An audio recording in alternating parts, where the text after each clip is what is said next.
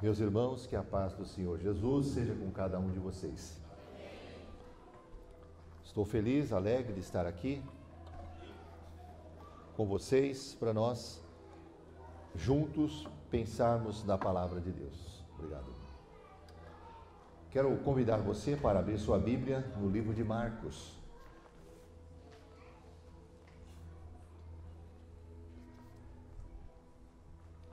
Evangelho segundo Marcos, capítulo 4. Nós estamos próximos da eleição para presidente, para governador, deputado federal, senadores, deputados estaduais. Então nós estamos próximos de fazer uma mudança, no Brasil. O Brasil passa por um momento delicado, um momento difícil, mas não é somente por causa disso, Eu quero falar esta noite com vocês a respeito das tempestades da vida. Vamos ler no livro de Marcos, capítulo 4. Então você que tem a sua Bíblia pode acompanhar a partir do versículo 35. Marcos, capítulo 4, verso 35. Naquele dia, sendo já tarde, disse-lhes Jesus: passemos para a outra margem. E eles, despedindo a multidão, o levaram assim como estava no barco, e os outros barcos o seguiam. Ora, levantou-se grande temporal de vento, e as ondas se arremessavam contra o barco, de modo que o mesmo já estava a encher-se de água. E Jesus estava na popa, dormindo sobre o travesseiro. Eles o despertaram e lhe disseram: Mestre, não te importa que pereçamos? E ele, despertando, repreendeu o vento e disse ao mar: acalma-te, emudece. O vento se aquietou e fez grande bonança. Então lhes disse: por que sois assim tão tímidos? Como é que não tendes fé?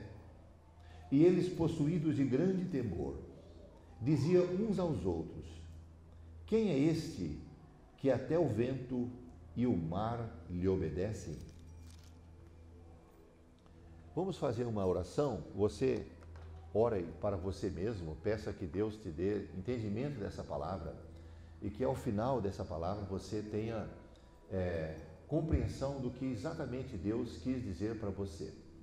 Está bem? Oremos ao Senhor. Deus, nós te louvamos pela tua palavra e agora, Senhor, depois de cantarmos louvores, de contribuirmos financeiramente, chegou o momento de nós pensarmos na tua palavra e pedimos que o teu Espírito Santo torne essa palavra clara ao nosso coração e nos ajude não apenas sermos ouvintes, mas também nos ajude a sermos praticantes dela. Nós oramos em nome de Jesus e para isso te agradecemos. Amém e amém. Meus irmãos, o Evangelho de Marcos foi o primeiro evangelho a ser composto. Marcos não foi discípulo de Jesus como Mateus, como João, mas ele fez a biografia, foi o primeiro biógrafo de Jesus. Segundo alguns estudiosos, os outros biógrafos se basearam nele. Então Marcos escreveu, ele é chamado João Marcos, era sobrinho de Barnabé. E Marcos escreveu o seu evangelho por investigação, exatamente como Lucas. Mas ele foi um discípulo muito próximo também de Pedro, e provavelmente a maioria das suas informações foram dadas por Pedro. Se você observar, aqui no capítulo 4, Jesus trata do tema das parábolas. Tá certo? No capítulo 4, versículo 1, ele fala da parábola do semeador. Depois, no versículo de número 10, ele explica a parábola. Aí ele vai para outra parábola, que é a parábola da candeia, no versículo 21. Depois vem a parábola da semente, depois a parábola do grão de mostarda, Então, o capítulo 4, praticamente todo ele, Jesus usa falando sobre, ilustrando o reino de Deus por meio das parábolas. As parábolas, na verdade, são histórias curtas que Jesus criava para ensinar verdades do reino de Deus. Ele passa o dia todo fazendo isso, ensinando às multidões. Quando chega a tarde, ele decide atravessar para o outro lado do lago.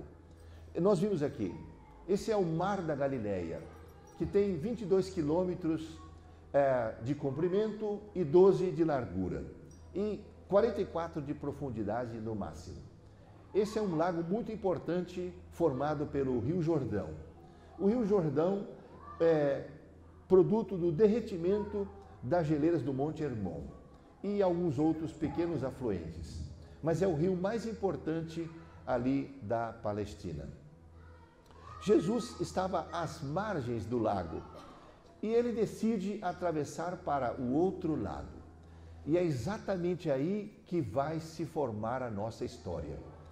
Exatamente nesse momento, quando Jesus dá ordem para atravessar para o outro lado do lago, então acontece uma situação que não foge ao controle de Deus. Parece que foge, mas não foge. Então, meus irmãos, dentro desse conjunto de parábolas, Jesus contou uma muito conhecida, que é a parábola dos dois fundamentos. A parábola dos dois fundamentos é muito interessante, porque ela trata exatamente da nossa vida, porque a casa é uma figura para a nossa vida. A casa é uma figura para a nossa família, para o nosso casamento. Então, Jesus disse: aquele, pois, que ouve a minha palavra e pratica, é como um homem prudente que construiu a sua casa sobre a rocha. Então, quando caiu as chuvas, quando soprou os ventos e quando transbordou os rios, sua casa não caiu, porque estava num lugar firme, num lugar estável, seguro. Estava sobre a rocha. Então, praticar a palavra de Deus é a mesma coisa que construir a casa num lugar seguro. Mas ele diz: aquele que ouve a minha palavra e não pratica é como um homem tolo que construiu a sua casa sobre areia. E quando caiu as chuvas, quando sopraram os ventos e quando transbordou os rios, sua casa caiu e foi grande a sua ruína. O que nós podemos pensar sobre isso, meus irmãos, é que a parábola que Jesus conta dos dois fundamentos não destaca um problema na casa. A casa que caiu não foi mal construída, mas foi construída no lugar errado. Aquela casa é uma figura para a minha vida e para a sua. Por que aquele homem construiu uma casa na areia, sobre a areia? Porque acreditava que nunca haveria tempestades, porque nunca haveria enchentes, porque nunca haveria problemas. Ele, então, foi um homem tolo. Jesus diz nessa parábola que a tempestade vem para a vida de todo mundo e vem com ímpeto, vem com violência, sem dó nem piedade. E a única diferença na hora da tempestade é sobre quem você construiu sua vida, sobre quem você construiu a sua família, o seu casamento, a sua vida. Porque a tempestade pode representar o juízo final. A tempestade pode representar os problemas da vida, doenças, desemprego, desentendimentos familiares. As tempestades representam coisas ruins. E se você observar, o texto diz que ela vem, a chuva vem por cima, caiu as chuvas. Aí depois soprou os ventos, é sempre pelos lados. E transbordou os rios, então é sempre por baixo. O que Jesus está dizendo é que a tempestade, quando vem para destruir mesmo. Vem com ímpeto, com violência de todos os lados. Então, essa é uma parábola muito séria, porque fala de um fato, meus irmãos. Fala de um fato. Então, vamos pensar sobre isso. Essa história, por meio do conhecimento dessa história e da experiência de vida, nós podemos afirmar que as tempestades sempre são muito violentas, são imprevisíveis e fogem ao nosso controle. Nós não temos controle sobre elas. Então, elas são imprevisíveis, são violentas e são sem controle. Portanto, o que se requer de cada um de nós é seguir o modelo do homem prudente, de se precaver, de estar pronto para quando a tempestade vier. E isso ocorre, meus irmãos, segundo Jesus, quando nós pautamos nosso comportamento baseado na obediência à sua palavra. E eu fiquei pensando, quem é que ouve a palavra de Jesus? Não é? Porque o primeiro desafio nosso é ouvir a palavra dele, a voz dele. Há muitas vozes no mundo, mas ele disse, se você conseguir ouvir a minha voz e depois praticar o que eu estou dizendo, você é um homem prudente, sábio. Então esse é o primeiro desafio, de ouvir a voz dele. Não é? E aí colocar em prática na nossa vida, no dia a dia. Então, meus irmãos, vamos pensar sobre isso. Na experiência aqui dos discípulos no Mar da Galileia, Deus nos ensina por meio da análise de 3 perguntas. Não sei se você percebeu, mas aqui nesse texto, nessa passagem, tem 3 perguntas. E é em cima dessas 3 perguntas que eu vou pensar sobre a tempestade da vida, na minha vida e na sua. 2 perguntas dos discípulos e 1 pergunta de Jesus. É em cima dessas 3 perguntas que a nossa reflexão vai se desenvolver. A primeira pergunta está no versículo de número 37. E eu penso o seguinte, que o que Deus faz quando estamos enfrentando tempestades da vida? Qual é a reação de Deus? Como Deus vê a tempestade na minha vida e na sua?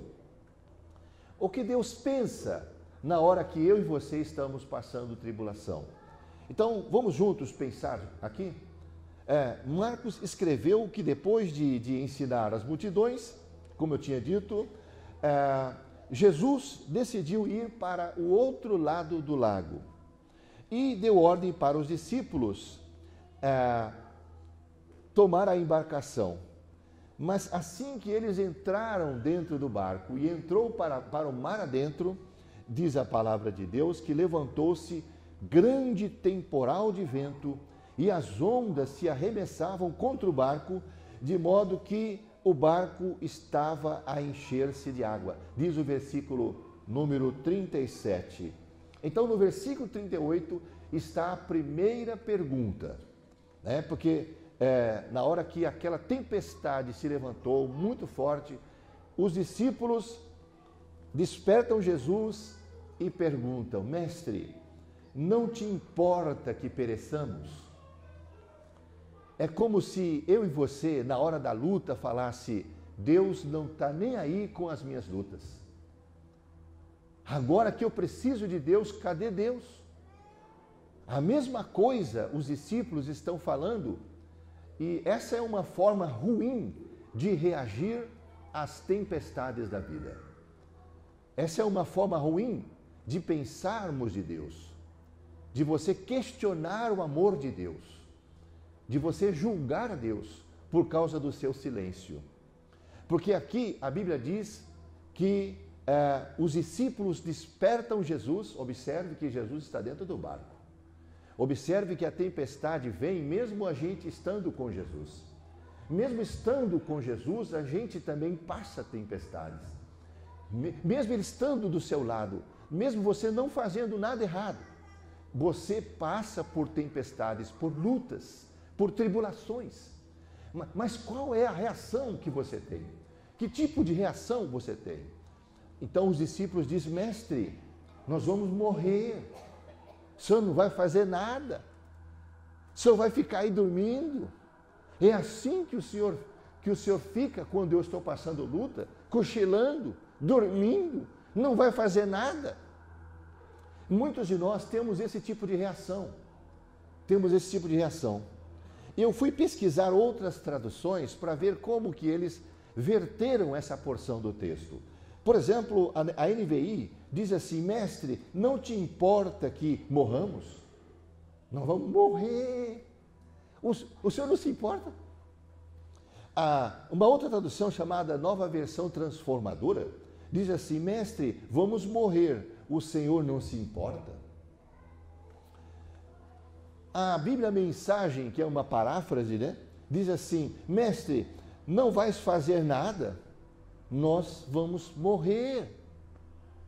Olha só, essa está bem clara, né? Em alguma situação, às vezes você se sente assim também. Mestre, você não se importa que estamos perecendo? É uma tradução de uma versão inglesa. Então, todas as versões dizem basicamente a mesma coisa. E a interrogação dos discípulos faz eco com a minha e com a sua também. Porque algumas vezes eu e você temos esse mesmo tipo de reação quando estamos passando lutas. Esse mesmo tipo de reação em relação à ação de Deus. O que será que Deus... Por que Deus não está fazendo nada? Onde está Deus? Muitos de nós falamos dessa forma, né? Nós questionamos sobre o socorro de Deus, ou nós temos a impressão de que Ele está indiferente ao nosso sofrimento. Então, de fato, meus irmãos, nós não sabemos lidar com o silêncio de Deus. Eu e você temos grande dificuldade para lidar com o silêncio de Deus. Quando as coisas, estão ruins, quando as coisas ruins nos atingem, como doença, desemprego, problemas no casamento, problemas na família, calamidades, greves, má gestão governamental e etc. Então, quando o barco estava sendo açoitado pelas ondas, a ponto de ir a pique, diz a Bíblia diz que Jesus estava na popa. Estava na popa, dormindo sobre o travesseiro. Olha, enquanto os discípulos estavam tirando água do barco e segurando a vela, e aquela ventania e água, aquele negócio terrível, assombroso, Jesus estava na popa, dormindo. Dormindo. E esse fato revela uma coisa: Jesus era 100% humano, como também 100% Deus. O seu lado divino vai ser mostrado daqui a pouco. Mas agora ele está deitado, está dormindo, porque ele passou o dia todo ensinando as multidões. Estava cansado. Pega o travesseiro, pega uma almofada, encosta a cabeça e dorme. Olha só que coisa. O texto diz que Jesus estava dormindo. E esse fato destaca, então, o lado humano de Jesus, né? Que depois de atender todas as multidões sentiu cansaço e dormiu. Meus irmãos, nós podemos crer que Jó também questionou ou estranhou o silêncio de Deus durante o seu tempo de provação. Jó não sabia porque estava passando por tudo aquilo.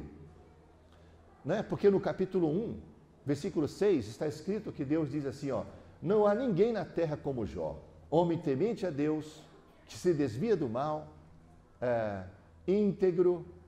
Deus fala de Jó. Jó era um homem nota 10, do ponto de vista de Deus. E agora Jó passa por toda aquela calamidade. Mas ele tinha consciência que não estava em pecado. Mesmo assim, passou por toda aquela calamidade. Nem sempre as coisas ruins acontecem com você ou comigo porque fizemos alguma coisa errada. Pode ser uma provação que Deus está tratando comigo e com você. E Ele está observando a nossa reação na hora da luta.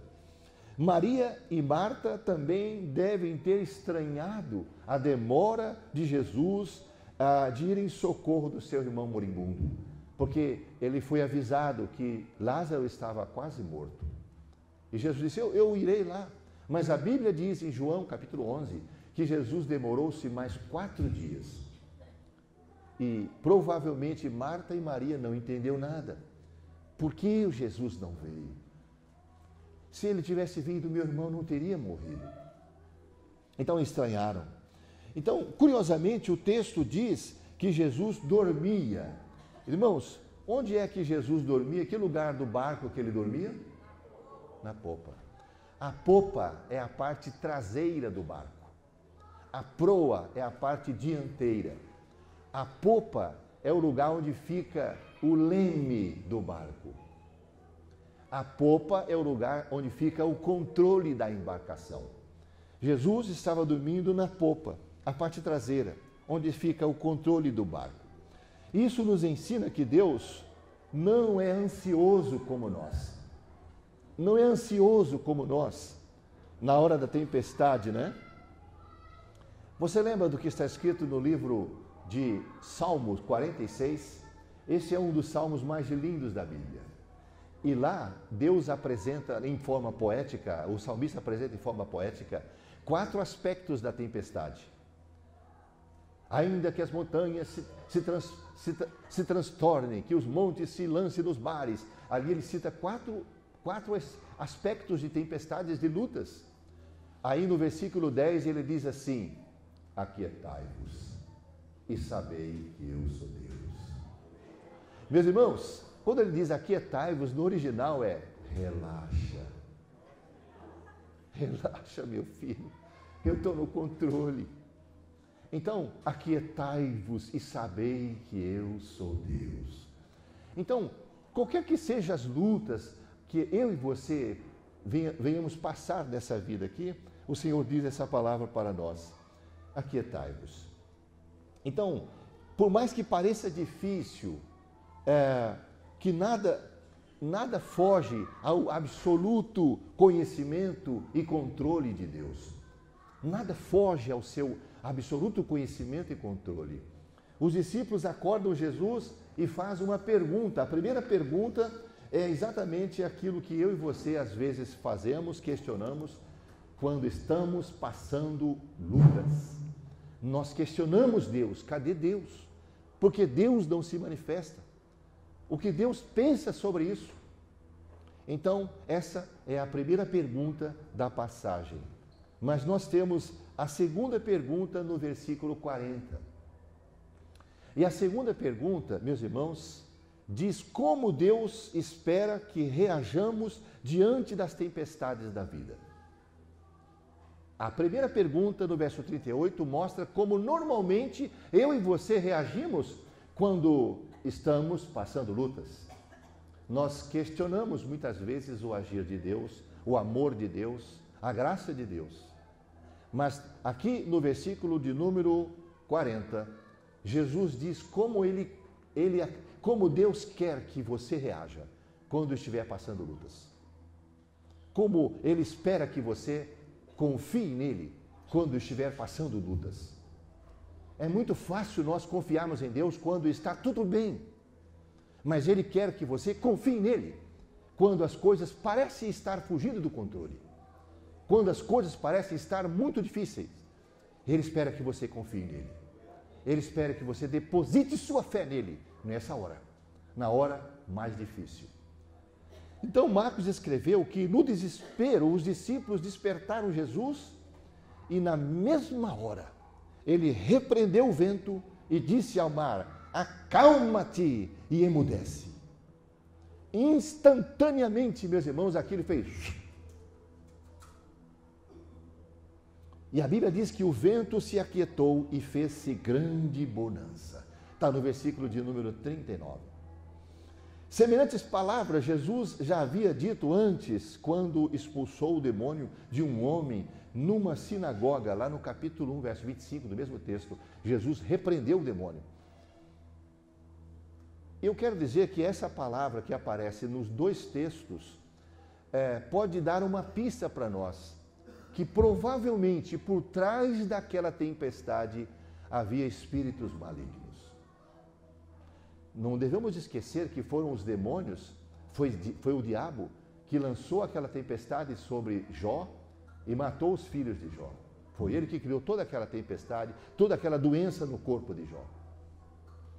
Então, meus irmãos, Jesus estava indo para o outro lado do lago, se você continuar na leitura, porque ele ia numa cidade chamada Gadara, onde havia um homem com 6.000 demônios. Vocês não cantaram um louvor que diz que ele deixa as 99 e vai atrás só de um? É verdade. Ele vai atrás só de um. Estava atravessando o lago porque tinha um, sendo atormentado por 6.000 demônios. E a impressão que dá é que aqueles demônios perceberam isso e tentaram impedir que Jesus chegasse lá. Mas a Bíblia diz, operando eu, quem impedirá? Quem impedirá? Então, vamos pensar sobre isso. Seja como for, Jesus Cristo repreendeu os discípulos com a seguinte pergunta. Agora vem a segunda pergunta. Por que sois assim tímidos? Como é que não tendes fé? Está no versículo 40. Aqui ele está dizendo, quando vocês estão passando lutas, não tenham medo. Continuem acreditando em mim. Continuem acreditando que eu estou com vocês. Que eu nunca vou desamparar vocês. Não tenha medo. Então, essa é a reação que ele deseja que você tenha quando está passando lutas. Não entregue o seu coração para o medo.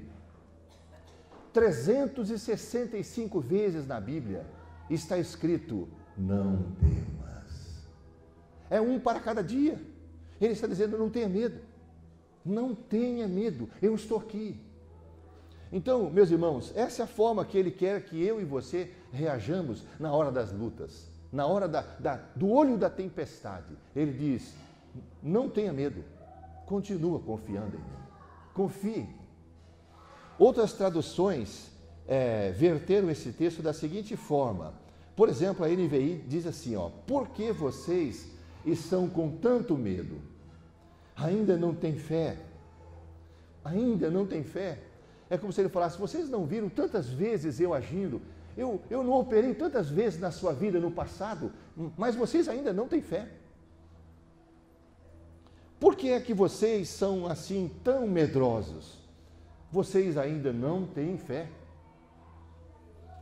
Por que tanto medo? Vocês ainda não têm fé. A Bíblia Mensagem traduz.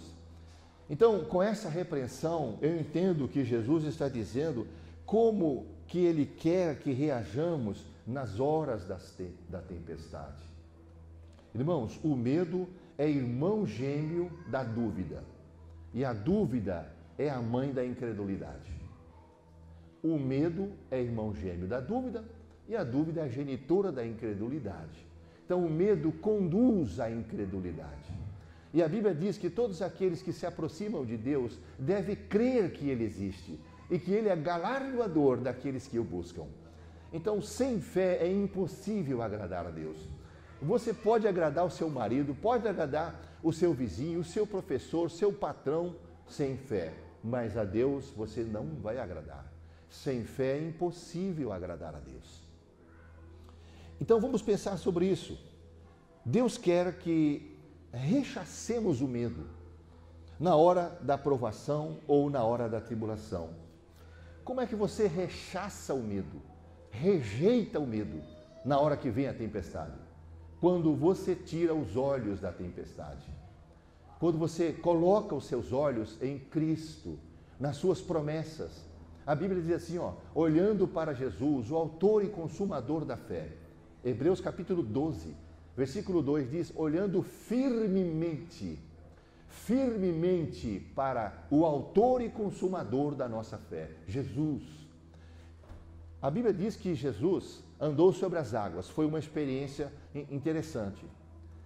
E somente um dos discípulos perguntou, Senhor, se é o Senhor que vem aí andando sobre as águas, manda eu ir ter contigo andando sobre as águas. Jesus disse, então vem, Pedro. E ele tirou o pé do barco. Os outros ficaram na zona de conforto. Eu costumo dizer o seguinte, que você só vai ter uma experiência sobrenatural se você sair do barco, se sair da zona de segurança. Pedro teve uma experiência que nenhum dos outros discípulos tiveram, porque ele andou cerca de 10 metros sobre as águas, porque saiu da zona de segurança. A zona de segurança era o barco, mas ele queria ter uma experiência nova, tem que sair. Uma experiência nova, depende da ousadia, da aventura, da fé. E aí a Bíblia diz que ele sai andando. E quando fica faltando 1 metro perto de Jesus, o diabo fala assim no ouvido dele, aqui é fundo.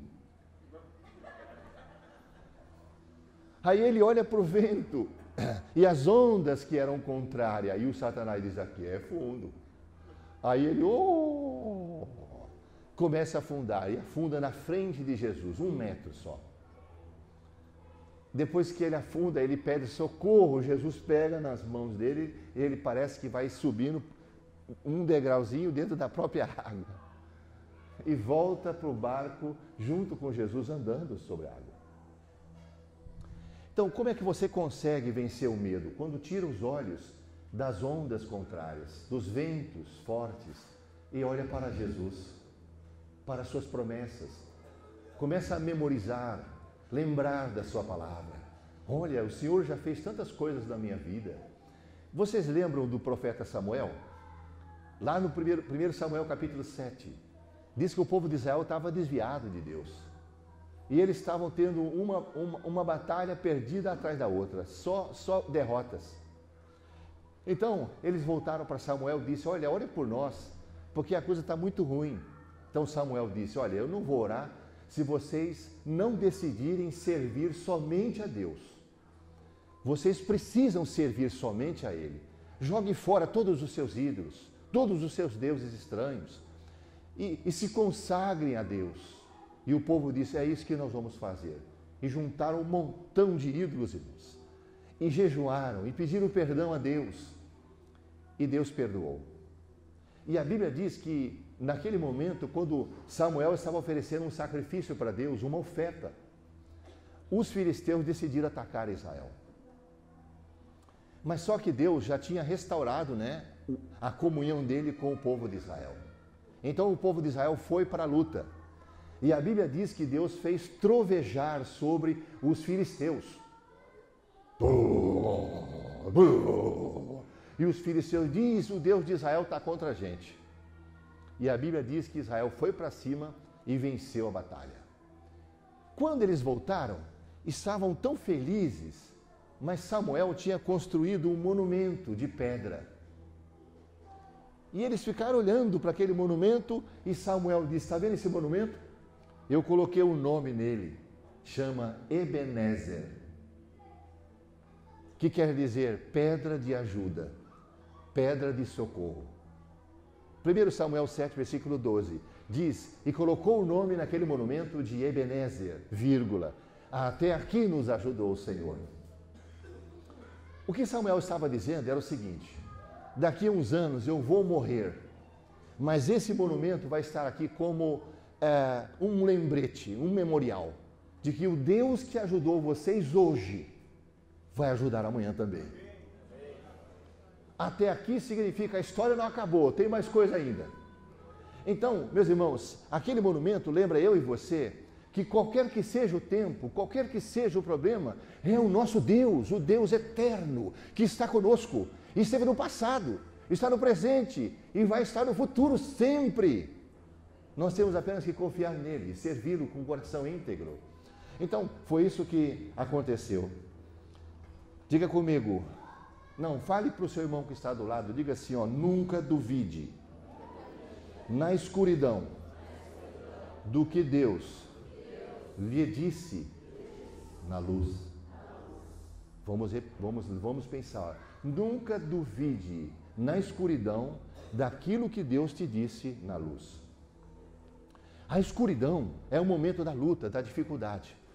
Mas não duvide daquilo que Deus tinha falado para você quando estava tudo bem. Essa é uma palavra para o teu coração.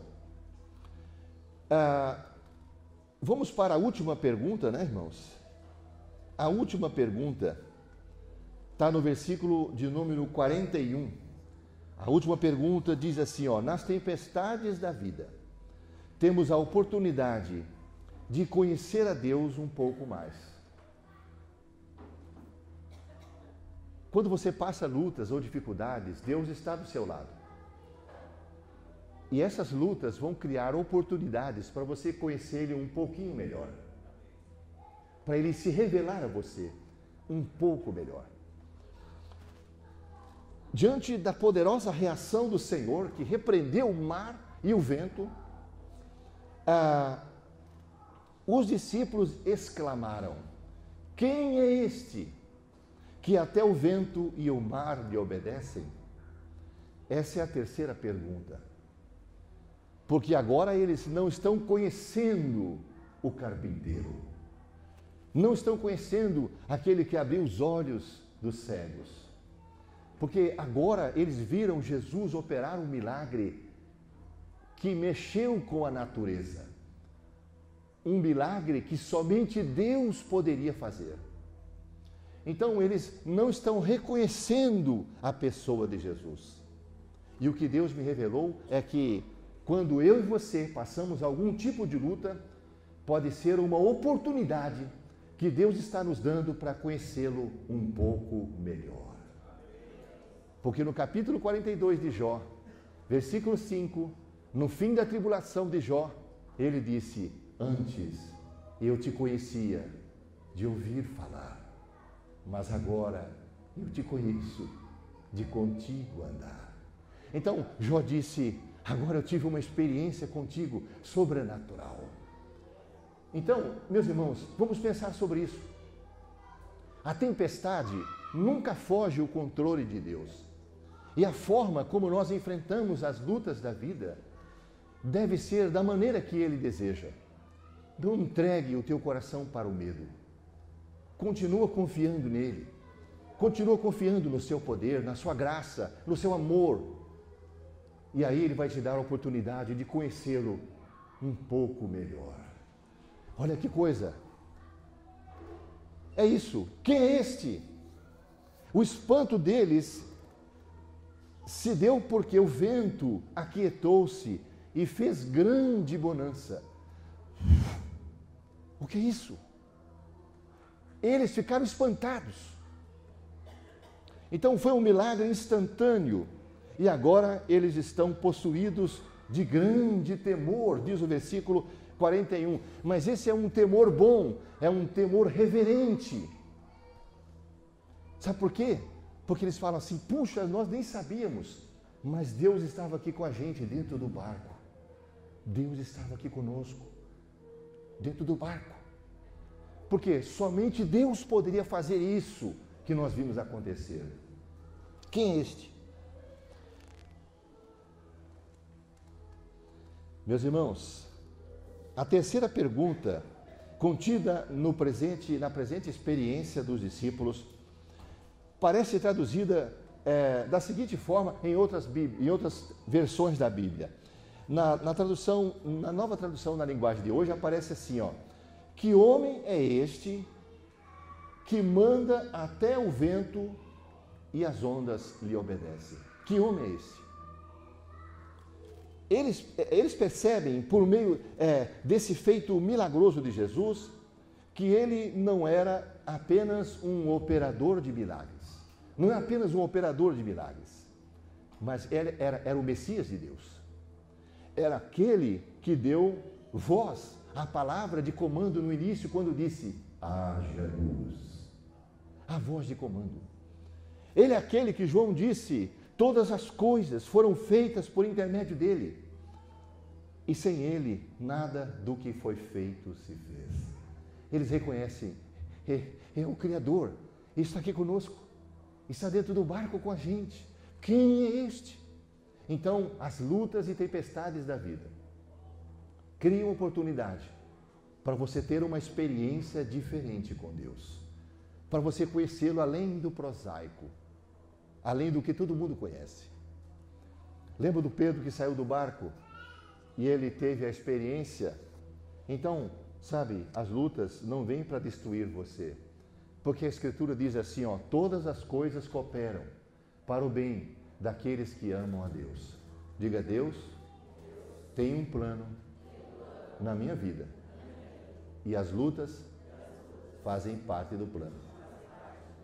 Eles fazem parte do plano. Sabe, as lutas fazem parte do plano. Deus não fica surpreso quando nós passamos lutas e tribulações, porque elas fazem parte do plano.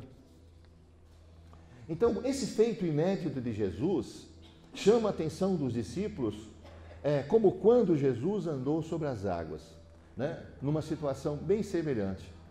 Porque as tempestades da vida não fogem, meus irmãos, do controle soberano de Deus. E quando Ele permite algo ou uma situação sobre o qual nós não temos controle, como ocorreu no caso de Jó, é porque Ele quer ensinar uma nova lição. Uma nova lição. Ou quer se revelar a nós de uma forma diferente. Porque os discípulos falaram: quem é esse? Eles nunca tinham conhecido Jesus daquela forma. Era um fato inédito. Então Deus está dando oportunidade para nós o conhecermos de uma forma diferente. E eu quero, junto com vocês, pensar o seguinte: por intermédio do profeta Oséias, Deus faz um convite para cada um dos seus filhos. Ele diz assim, ó: conheçamos e prossigamos em conhecer ao Senhor. Sabe, aquela reação de falar: Senhor, o Senhor não se importa que morramos? Essa é uma reação de pessoa nova na fé. Não é uma reação de uma pessoa que está andando muito tempo com Ele, que já conhece Ele. Por isso Ele repreendeu e disse: por que sois tão tímidos? Por que vocês têm medo? Por que ainda não confiam em mim? Porque na hora mais difícil vocês nunca confiam em mim. É como se Ele estivesse repreendendo eu e você, para nós crescermos, para nós nunca desconfiarmos do seu amor, do seu cuidado, da sua graça. Meus irmãos, essa é uma palavra para o teu coração, você que deseja conhecer mais de Deus.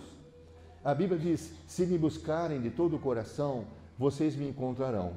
Eu serei encontrado por vocês. Ele também promete manifestar-se a nós se nós o amarmos e guardarmos os seus mandamentos. Você lembra daquele texto? Lá de Marcos, João capítulo 14, versículo 21, ele diz assim: aquele que tem os meus mandamentos e os guarda, esse é o que me ama. E aquele que me ama será amado de meu Pai, e eu o amarei e me manifestarei a Ele. Eu quero pegar só essa parte: eu me manifestarei a Ele. Já parou para pensar isso? Deus vai se manifestar exclusivamente para você. Ele pode fazer isso de várias maneiras. Mas isso vai depender do seu comportamento na hora das dificuldades e das lutas. Então, eu quero finalizar e concluir para orar por vocês, para dizer o seguinte, ó. O sábio escreveu o seguinte a respeito da tempestade na vida do ímpio e na vida do justo. Se você gosta de gravar versículos maravilhosos, grava esse. Está no livro de Provérbios, capítulo 10, verso 25. Esse texto diz como que acontece a tempestade na vida do ímpio, o que acontece, e depois o que acontece na vida do justo. Ele diz assim, ó: as tempestades da vida levam embora o perverso, mas o justo tem alicerce duradouro. Provérbios 10, 25. O justo tem um alicerce duradouro. Então, meus irmãos, além das tempestades da vida serem temporárias, as tempestades são temporárias. Isso está lá em 2 Coríntios 4,17. Seus efeitos destruidores não são vistos na vida daqueles que fundamentam suas atitudes na obediência à vontade revelada de Deus. Os efeitos destruidores das tempestades não se mostram na vida daqueles que pautam o seu comportamento na obediência à palavra de Deus. Como aconteceu no caso de Jó. O episódio revela, né, que nós estamos analisando, que mesmo Jesus estando perto da gente, mesmo não fazendo nada errado, ainda assim estamos sujeitos a enfrentar todo tipo de lutas. Mas isso não quer dizer que Deus estará alheio ou que não irá nos socorrer quando clamarmos por Ele. Então fica esse pensamento no teu coração, as 3 perguntas. Nunca questione quando estiver nas trevas aquilo que a Deus quando você estiver na luz.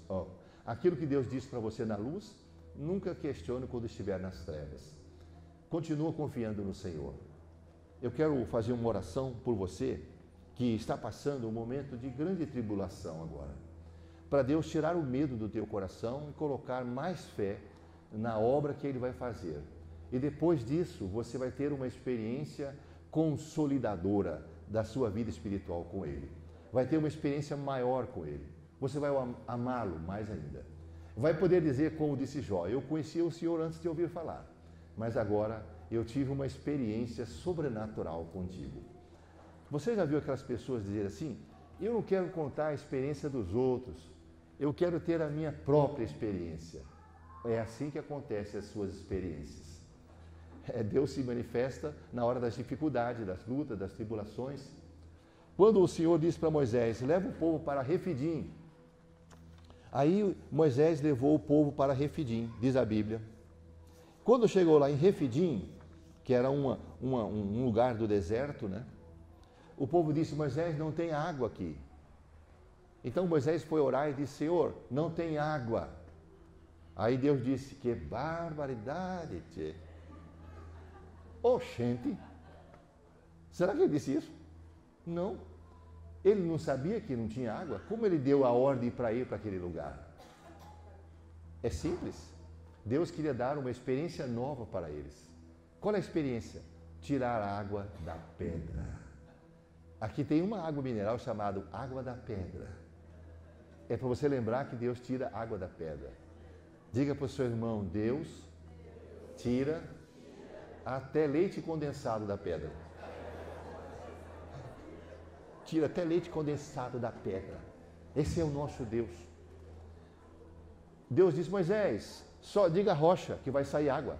Então, quer dizer, eu vou dar a vocês uma experiência nova. Diga, Deus é criativo. Gente, quando eu escrevi o livro As Parábolas de Jesus, eu fiquei assim maravilhado, né? Porque eu fiquei pesquisando tudo que fala sobre novo na Bíblia a respeito de Deus. E existe uma palavra que é atribuída a Ele. Sabe qual que é? Inaudita. Inaudita significa uma palavra, algo que ninguém nunca ouviu falar. Amém, Jesus? Deus faz coisas que você nunca ouviu ninguém falar. Esse é o nosso Deus.